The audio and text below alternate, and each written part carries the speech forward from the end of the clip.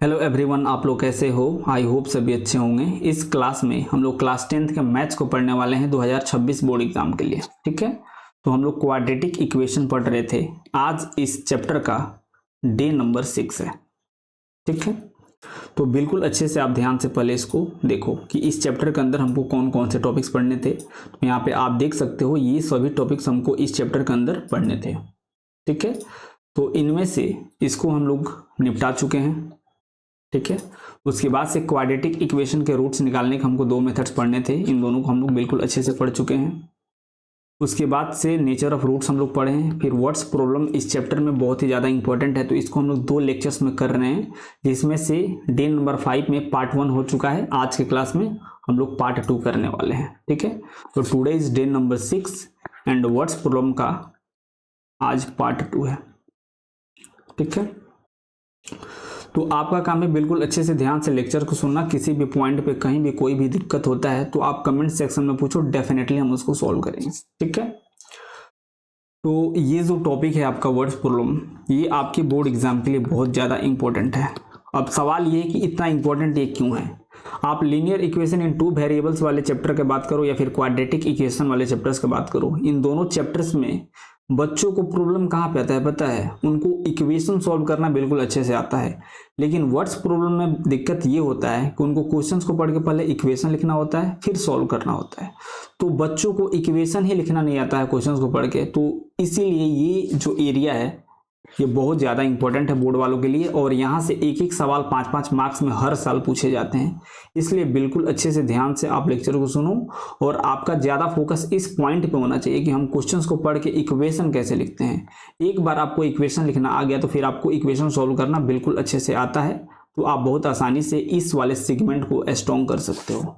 ठीक है, तो डायरेक्टली हम लोग क्वेश्चंस के ही साथ इसको शुरू करते हैं अच्छे से। आप सिर्फ ये देखना है कि क्वेश्चंस को हम पढ़ के इक्वेशन कैसे लिख रहे हैं। ठीक है, तो ये रहा आपके सामने क्वेश्चन। ये आपके बोर्ड एग्जाम में 2016 में ऑलरेडी पूछा जा चुका है। तो सबसे पहले इस क्वेश्चन को पढ़ते हैं और देखते हैं कि इक्वेशन इसका कैसे लिखा जाएगा। ठीक है, बोल रहा है the denominator of a fraction is 1 more than twice its numerator if the sum of the fraction and its reciprocal is इतना, फाइंड द फ्रैक्शन। मतलब किसी फ्रैक्शन के बारे में बात हो रहा है और हम सबको पता है कि फ्रैक्शन में न्यूमरेटर और डिनोमिनेटर तो होते ही हैं। ठीक है, तो जो फ्रैक्शन होता है ये न्यूमरेटर बाई डिनोमिनेटर होता है। मतलब फ्रैक्शन का जो ऊपर वाला पार्ट होता है उसको हम लोग न्यूमरेटर बोलते हैं और जो नीचे वाला पार्ट होता है उसको हम लोग डिनोमिनेटर बोलते हैं। एग्जाम्पल के लिए अगर कहीं 5/7 लिखा हो तो 5 न्यूमरेटर होता है और 7 डिनोमिनेटर होता है। ठीक है, अब ध्यान से सुनना। अगर यहाँ पे हम लोग ये लेट कर लें कि न्यूमरेटर x है, तो बताओ डिनोमिनेटर कितना हो जाएगा? डिनोमिनेटर कितना होगा? न्यूमरेटर के दोगुने से एक ज्यादा, और न्यूमरेटर को हम लोग x बोल चुके हैं तो डिनोमिनेटर 2x+1 हो जाएगा। ठीक है, न्यूमरेटर x है, डिनोमिनेटर 2x+1 है, तो फ्रैक्शन कितना हो जाएगा? फ्रैक्शन क्या होता है? Numerator by denominator. ठीक है, तो न्यूमरेटर बाई डिनोमिनेटर होगा तो ये x/2x+1 हो जाएगा। ये आपका फ्रैक्शन है। ठीक है, अब क्या बोल रहा है? अब बोल रहा है the sum of the fraction and its reciprocal. मतलब फ्रैक्शन और उसके रेसिप्रोकल का जो सम है वो आपको इतना दिया है। अब ये रेसिप्रोकल का मतलब क्या होता है इसको समझो। रेसिप्रोकल जैसे मान लो कहीं 3/5 लिखा हो तो इसका रेसिप्रोकल का मतलब होता है, इसको आप रिवर्स करके लिख दो, यानी 5/3 इसका रेसिप्रोकल हो जाएगा। अगर कहीं लिखा हो 9/2 और इसका रेसिप्रोकल आपसे कोई पूछे तो इसको बस आप रिवर्स कर दो तो 2/9 इसका रेसिप्रोकल हो जाएगा। तो रेसिप्रोकल का मतलब सिंपल ये होता है कि आप फ्रैक्शन को रिवर्स करके मतलब उसको उलट के लिख दो तो वो रेसिप्रोकल हो जाता है। ठीक है, तो अगर ये जो क्वेश्चन में फ्रैक्शन दिया, अगर इसका हमको रेसिप्रोकल निकालना है तो रेसिप्रोकल कितना हो जाएगा? इसको बस हम लोग रिवर्स कर देंगे। ठीक है, तो कितना बनेगा? 2x+1/x हो जाएगा। ठीक है, तो अपने को फ्रैक्शन पता चल गया, उसका रेसिप्रोकल पता चल गया। अब उन दोनों को ऐड करने पे कितना बोला था? इतना वैल्यू आना चाहिए। ठीक है, यानी अकॉर्डिंग टू क्वेश्चन जो फ्रैक्शन है और उसका जो रेसिप्रोकल है, ठीक है, इन दोनों को ऐड करने पे आपको इतना मिलना चाहिए। बस ये आपको समझ में आ गया तो आप बहुत आसानी से इक्वेशन को लिख दोगे। ठीक है, हम लोग फ्रैक्शन कैसे बनाए हैं ये आपको समझ में आना चाहिए, उसका रेसिप्रोकल कैसे लिखें ये समझ में आना चाहिए। उसके बाद से इस क्वेश्चन में कुछ नहीं है। क्वेश्चन खुद बोल रहा था कि जो फ्रैक्शन है उसका जो डेनोमिनेटर है न्यूमरेटर के दोगुने से एक ज़्यादा है। यानी अगर न्यूमरेटर को हम लोग x बोल दें तो उसका डेनोमिनेटर 2x+1 हो जाएगा। और हमको न्यूमरेटर और डेनोमिनेटर एक बार पता चल गया है तो फ्रैक्शन कितना होगा x/2x+1। और इसका रेसिप्रोकल हम लोग कितना लिखेंगे, इसका रेसिप्रोकल बस इसी को रिवर्स करके लिख देंगे तो 2x+1/x हो जाएगा। और क्वेश्चन क्या बोल रहा है, फ्रैक्शन और उसके रेसिप्रोकल का सम इतना है तो आप फ्रैक्शन कैलकुलेट करके दिखाओ। तो यहां से हम लोग बस वैल्यू डाल देंगे। फ्रैक्शन कितना है, fraction is x/2x+1 and its reciprocal is 2x+1/x। तो यहाँ पे बस वैल्यू डालो और अपने पास एक इक्वेशन बनेगा, उसको सिंप्लीफाई करना है। तो फ्रैक्शन कितना हो जाएगा, x/2x+1 प्लस रेसिप्रोकल कितना हो जाएगा 2x+1/x इज इक्वल टू, ये जब आप मिक्स्ड फ्रैक्शन को चेंज करोगे फ्रैक्शन में तो 58/21 हो जाएगा। ठीक है, तो ये जो आपके पास निकल के आया है यही आपका इक्वेशन है। अब बस इसको एलसीएम लेके सिंप्लीफाई करके सॉल्व करना है और यहाँ से आपके पास x का वैल्यू निकल के आ जाएगा। और एक बार आपके पास x निकल गया तो बहुत आसानी से फ्रैक्शन को बता सकते हो। तो यहाँ से अब कुछ नहीं करना, बस सिंप्लीफाई करना है। अभी तक जो हम लोग फ्रैक्शन लिखे हैं, जो इक्वेशन लिखे हैं, वो सबसे मेन काम था, उसको आपको अच्छे से करना आना चाहिए। ठीक है, तो यहाँ से बस एलसीएम लेके सिंप्लीफाई ही तो करना है। तो 2x+1 इंटू एक्स आपका एलसीएम हो जाएगा। जब डिवाइड करोगे तो यहाँ पे हो जाएगा x² प्लस यहाँ पे 2x+1 इंटू 2x+1 हो जाएगा इज इक्वल टू 58/21। इसको नेक्स्ट पेज पर अच्छे से मल्टीप्लाई करके लिखते हैं।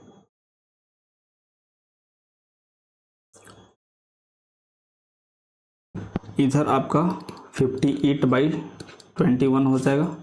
इसको आप मल्टीप्लाई करोगे तो ये जो x² है उसको तो वैसे ही जस्ट लिख देते हैं x² को।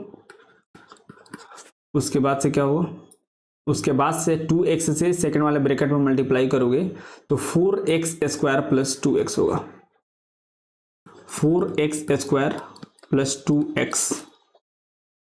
उसके बाद से आप 1 से मल्टीप्लाई करोगे तो 2x+1 हो जाएगा।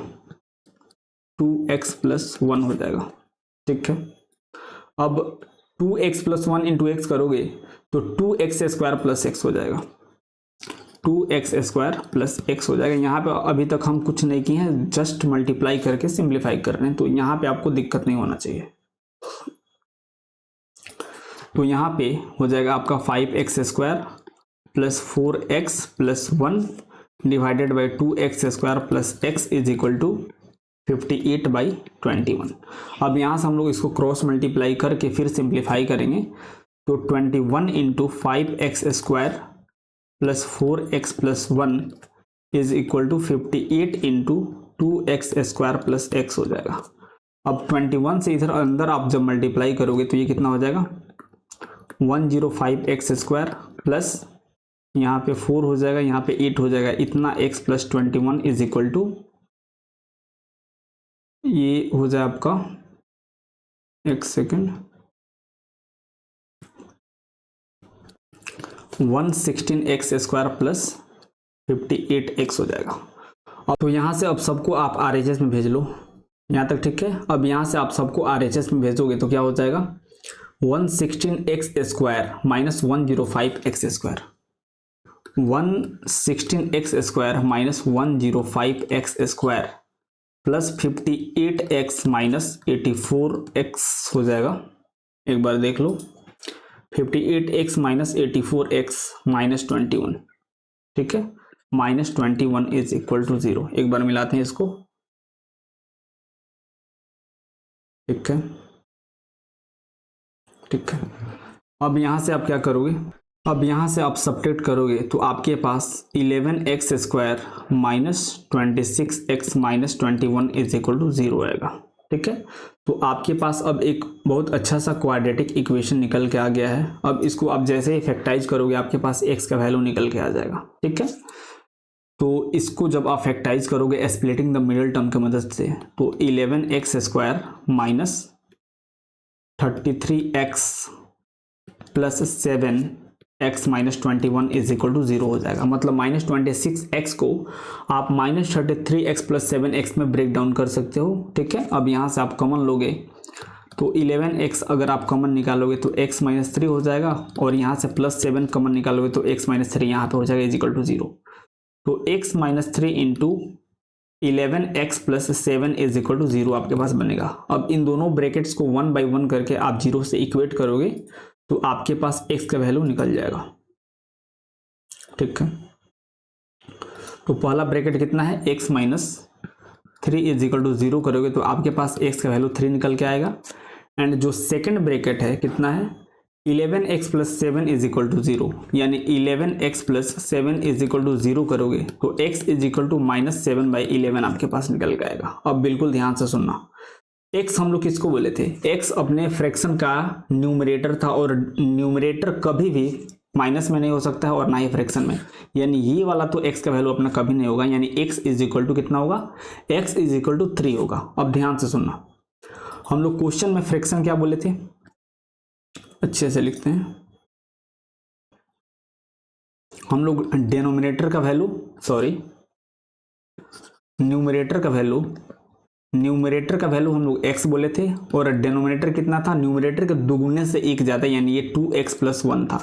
तो अपने पास फ्रैक्शन कितना निकल के आया था, fraction is x divided by 2x plus 1 था, और जस्ट अभी हम लोग x का वैल्यू 3 निकाले हैं, यानी अपने पास फ्रैक्शन कितना हो जाएगा, 3 डिवाइडेड बाई 2 इंटू 3 प्लस 1, यानी 3/7 आपका आंसर हो जाएगा, ठीक है।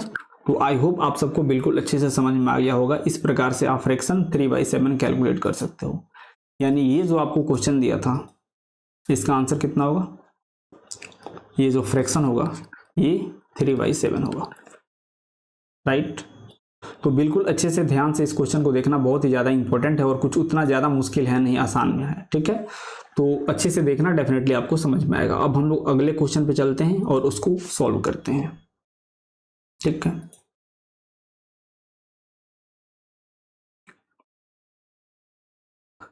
अब ये अगला क्वेश्चन आपके सामने है, ठीक है। बोल रहा है A takes 6 days less than the time taken by B to finish a piece of work. If both A and B together can finish it in 4 days, find the time taken by B to finish the work. मतलब A और B नाम के दो लड़के हैं, अगर दोनों एक ही साथ किसी काम को करते हैं वो लोग 4 दिन में उस काम को खत्म कर दे रहे हैं, ठीक है। लेकिन अगर A और B अकेले अकेले उस काम को खत्म करते हैं तो B उस काम को खत्म करने में जितना टाइम लेता है A उससे 6 दिन पहले ही उस काम को खत्म कर देता है। तो आपको बताना है कि B अकेले उस काम को खत्म करने के लिए कितना टाइम उसको चाहिए, कितना वो टाइम लेगा, ठीक है। मतलब A और B एक साथ काम कर रहे हैं तो ये लोग 4 दिन में उस काम को खत्म कर दे रहे हैं, ठीक है। अगर हम लोग मान लें कि B X दिन में अकेले उस काम को खत्म करता है तो A क्या करेगा, एक B से 6 दिन पहले उस काम को खत्म कर देगा। बिल्कुल ध्यान से सुनो, A और B दोनों किसी काम को 4 दिन में खत्म करते हैं, राइट। अगर दोनों अकेले अकेले उस काम को करते हैं तो B उस काम को खत्म करने में जितना टाइम लेता है, जितना समय लगाता है, उससे 6 दिन पहले ही A उस काम को खत्म कर देता है। तो हम लोग मान लें कि B X दिन में उस काम को खत्म करता है तो A क्या करेगा, B से 6 दिन पहले ही यानी X माइनस 6 डेज में ही उस काम को खत्म कर देगा, ठीक है। अब बिल्कुल ध्यान से देखो कि हम लोग इक्वेशन बना कैसे रहे हैं, ठीक है। अगर A और B दोनों के बारे में अगर आप एक साथ बात करो तो ये लोग 4 डेज में एक काम को पूरा अच्छे से कंप्लीट कर देते हैं। अगर आपसे पूछा जाए कि आप ये बताओ कि एक दिन में A और B मिलके कितने काम खत्म करेंगे, तो एक दिन में ये लोग 1/4 पार्ट ऑफ द वर्क खत्म करेंगे, ठीक है। मतलब 4 दिन में ये लोग पूरे एक काम को खत्म कर रहे हैं तो एक दिन में उस काम के 1/4 पार्ट को ये खत्म कर देंगे, ठीक है। लेकिन अगर आपसे A के बारे में पूछा जाए तो ए कितना दिन में ये काम खत्म कर रहा था, बी से 6 दिन पहले ही खत्म कर रहा था, यानी x माइनस 6 डेज में अकेले ये एक वर्क को खत्म कर रहा था। अगर आपसे पूछा जाए कि बताओ ए अकेले उस काम को कितने दिन में खत्म करेगा, तो एक दिन में ए इस काम को 1/x माइनस 6 पार्ट को खत्म करेगा। ठीक है, सेम इसी प्रकार से अगर आपसे पूछा जाए कि आप ये बता दो कि बी कितने दिन में काम खत्म कर रहा था, ये x डेज में काम को खत्म कर रहा था, यानी एक दिन में ये कितना काम करेगा, 1/x part of the work करेगा। राइट, अब देखो एक दिन में अगर हम लोग बात करें तो ए कितना काम कर रहा था, ये 1/x माइनस 6 काम कर रहा था, और बी कितना काम कर रहा था, बी 1/x पार्ट कर रहा था काम का, यानी ए कितना कर रहा था, बिल्कुल ध्यान से सुनो, ए एक दिन में 1/x minus 6 part of the work कर रहा था and B 1/x part of the work कर रहा था, यानी ए और बी एक दिन में इतना काम कर रहे हैं, और हम लोग ये भी जानते हैं कि एक दिन में दोनों 1/4 पार्ट्स ऑफ द वर्क कर रहे हैं, दोनों एक साथ काम कर रहे हैं। तो ठीक है, यहाँ पे आप देख सकते हो। तो आपके पास ये जो निकल के आया है यही आपका वो इक्वेशन है जिसको सॉल्व करके आप यहाँ से x का वैल्यू निकाल सकते हो, और x क्या है, b कितने दिन में काम को खत्म करेगा, तो x ही आपका आंसर हो जाएगा। तो यहाँ से बस आपको सॉल्व करना है और आपके पास आंसर होगा। तो यहाँ से बस एलसीएम लेके सिंप्लीफाई कर देना है, तो फटाफट से कर लेते हैं। तो कितना हो जाएगा, x minus 6 into x, and यहाँ पे x plus x minus 6 is equal to 1/4 हो जाएगा। यहाँ से 2x माइनस 6 हो जाएगा,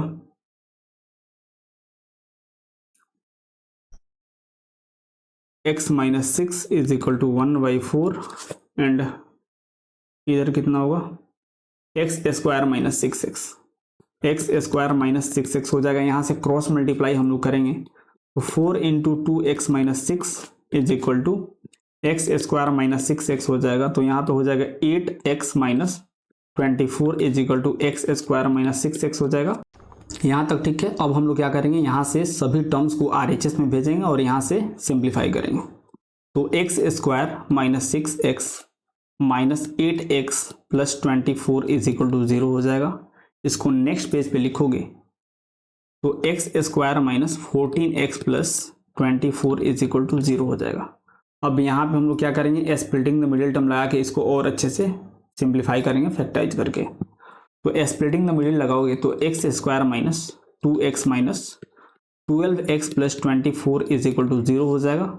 यहाँ से x कॉमन लोगे तो x माइनस 2 हो जाएगा, यहाँ से माइनस 12 कॉमन लोगे तो x minus 2 is equal to 0 हो जाएगा। यानी x minus 2 into x minus 12 is equal to 0 हो जाएगा। इन दोनों ब्रैकेट्स को 1 बाई 1 करके 0 से इक्वेट करोगे तो आपके पास x का 2 वैल्यू निकल के आएगा।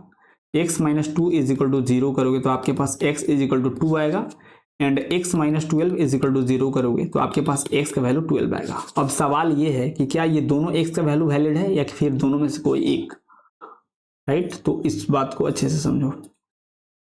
b काम को x दिन में खत्म कर रहा था और a काम को x माइनस 6 डेज में खत्म कर रहा था। अगर आप x का वैल्यू 2 डालते हो इस वाले इक्वेशन में तो यहाँ पे जो वैल्यू है ये निगेटिव आने लगेगा, यानी x का वैल्यू 2 यहाँ पे डालोगे तो इसका मतलब क्या हुआ, b 2 दिन में काम को खत्म कर देगा। बिल्कुल अच्छी बात है। लेकिन अगर x माइनस 6 वाले में अगर 2 डालोगे तो यहाँ पे वैल्यू आपको -4 मिलेगा, और वैल्यू कभी भी निगेटिव नहीं होना चाहिए। तो ये x का वैल्यू 2 नहीं होगा, x इज इक्वल टू 12 होगा। यानी x इज इक्वल टू 12 का मतलब हुआ कि b 12 दिन में काम को खत्म करेगा, और यहाँ पे 12 माइनस 6 करोगे तो a 6 दिन में काम को खत्म करेगा। ठीक है, तो आई होप बिल्कुल अच्छे से आप सबको ये समझ में आया होगा, राइट। अब अगला क्वेश्चन देखते हैं। अब ये देखो आप, ये आपके बोर्ड एग्जाम में 2 बार पूछा जा चुका है, 2021 में और 2022 में। तो ये आपके लिए बहुत ही ज़्यादा इंपॉर्टेंट है और डिजिट्स वाले सवाल पूछे भी जाते हैं, हमेशा पूछे जाते हैं। ठीक है, तो इसको बिल्कुल अच्छे से हम लोग पढ़ते हैं, देखते हैं कि क्या डेटा दिया और हमसे क्या पूछा है। बोल रहा है ए 2 digit number is such that the product of its digit 24 if 18 is subtracted from the number, the digits interchange their places, find the numbers। तो दो डिजिट के नंबर्स के बारे में बात हो रहा है, तो कुछ बेसिक्स पॉइंट है दो डिजिट्स वाले नंबर्स के बारे में, इसको अच्छे से आप सबको पता होना चाहिए। जब हम लोग linear equation in two variables पढ़े थे तो वहां पे देखे भी थे, लेकिन यहाँ पे भी एक बार फटाफट से देख लेते हैं। जैसे मान लो 74 आपको कोई नंबर दिया है, तो यहाँ पे जो 7 है ये 10th प्लेस पे है और जो 4 है ये 1st प्लेस पे है। तो 7 10th प्लेस पे, तो इसको आप 7 इंटू 10 और 4 इंटू 1 लिख सकते हो। 7 को 10 से मल्टीप्लाई क्यों किए हैं? क्योंकि ये 10th प्लेस पे है। 4 को 1 से मल्टीप्लाई क्यों किए हैं? क्योंकि ये 1st प्लेस पे है, यानी इसको आप 70 + 4 लिख सकते हो। लेकिन यहीं पे आप डिजिट्स इंटरचेंज कर दो, मतलब इसको पलट के लिख दो, 47 लिख दो। तो अब यहाँ पे 4 क्या है? 10th प्लेस पे चला गया है, तो 4 इंटू 10 करोगे और यहाँ पे 7 इंटू 1 करोगे, ठीक है। लेकिन यही जनरल फॉर्म में अगर आप x इंटू वाई, अगर दो टर्म बोलो x और y दो डिजिट का, तो यहाँ पे जो x है ये 10th प्लेस पे है, यानी 10 इंटू x होगा, और y 1st प्लेस पे है, यानी y इंटू 1 हो जाएगा। यहाँ से आपके पास क्या बनेगा? 10x + y, ठीक है। लेकिन यहीं पर अगर आप डिजिट इंटरचेंज करो तो yx हो जाएगा। यहाँ पे y 10th प्लेस पे है, यानी 10 इंटू वाई, और x 1st प्लेस पे है, यानी x इंटू 1। तो यहाँ से क्या होगा? 10y + x हो जाएगा, ठीक है। तो एक्स वाई कोई नंबर था और डिजिट इंटरचेंज हो गया है, तो ये वाई एक्स हो गया है। तो अब आते हैं अपने क्वेश्चन पे। यहाँ पे भी सेम उसी प्रकार से बोल रहा है, दो डिजिट के किसी नंबर के बारे में बात कर रहा है, तो हम लोग मान लेंगे कि एक्स वाई दो डिजिट का कोई नंबर है, और यहाँ पे x 10th प्लेस पे है और y 1st प्लेस पे है, यानी इसको हम लोग 10x + y लिख सकते हैं, ठीक है। लेकिन यहीं पर अगर हम लोग क्या करें, इधर करते हैं, हम लोग एक्स वाई दो डिजिट का नंबर बोले थे, जिसको हम लोग 10x + y लिख सकते हैं। ये अपना ओरिजिनल नंबर है, ठीक है। लेकिन यहीं पे डिजिट्स जब हम लोग इंटरचेंज किए हैं,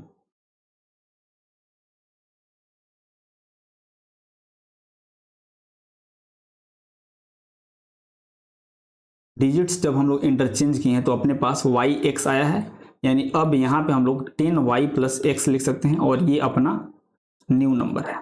अब क्वेश्चन क्या बोल रहा है उसको समझते हैं। ये तो हो गया जैसा क्वेश्चन बोल रहा था। अब बोल रहा है प्रोडक्ट ऑफ इट्स डिजिट, यानी डिजिट्स का जो प्रोडक्ट है वो 24 के इक्वल है, यानी x इंटू वाई का वैल्यू 24 के इक्वल है। ये पहला इक्वेशन इसको बोल दो। दूसरा इक्वेशन क्या बोल रहा है? 18 is subtracted from the numbers the digits interchange, मतलब जो अपने को ओरिजिनल नंबर जो दिया है, ओरिजिनल नंबर, ठीक है, इसमें से जब आप 18 सब्ट्रैक्ट करते हो तब आपको न्यू नंबर मिलता है। यही आपका इक्वेशन है, बस इसी को समझना है, ठीक है। This is your equation.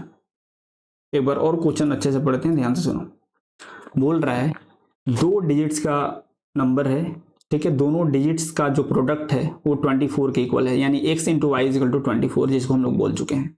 उसके बाद से बोल रहा है कि जो ओरिजिनल नंबर आपको क्वेश्चन में दिया है उसमें से आप 18 सब्ट्रैक्ट करते हो, तो जो डिजिट्स इंटरचेंज होके आ रहा है उसके इक्वल वैल्यू आपका हो जाता है।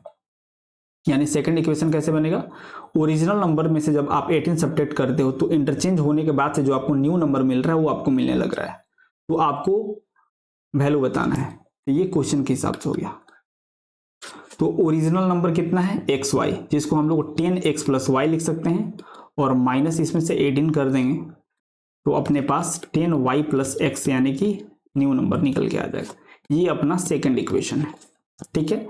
लेकिन यहाँ पे हमको तो क्वाड्रेटिक इक्वेशन बनाना है, यानी डिग्री जिसका 2 होना चाहिए। तो कैसे बनाएंगे? यहाँ से अगर आप y का वैल्यू निकालोगे तो आपके पास 24/x आएगा। अब इस y के वैल्यू को आप सेकंड वाले इक्वेशन में डाल दो, y के प्लेस पे 24/x, तो y के प्लेस पे 10x + 24/x डालोगे, -18 is equal to 10 into 24/x + x। तो ये आपके पास जो निकल के आया है ना, ये आपका इक्वेशन है। इसको आप सॉल्व करोगे तो आपके पास x का वैल्यू निकल जाएगा, और एक बार आपके पास x का वैल्यू आ गया तो आप y भी निकाल सकते हो, और x y दोनों आपके पास आ गया तो आपके पास दो डिजिट का नंबर निकल के आ जाएगा, ठीक है। तो आप इसको अच्छे से सॉल्व करना और इसका आंसर आप कमेंट सेक्शन में बताना, ठीक है।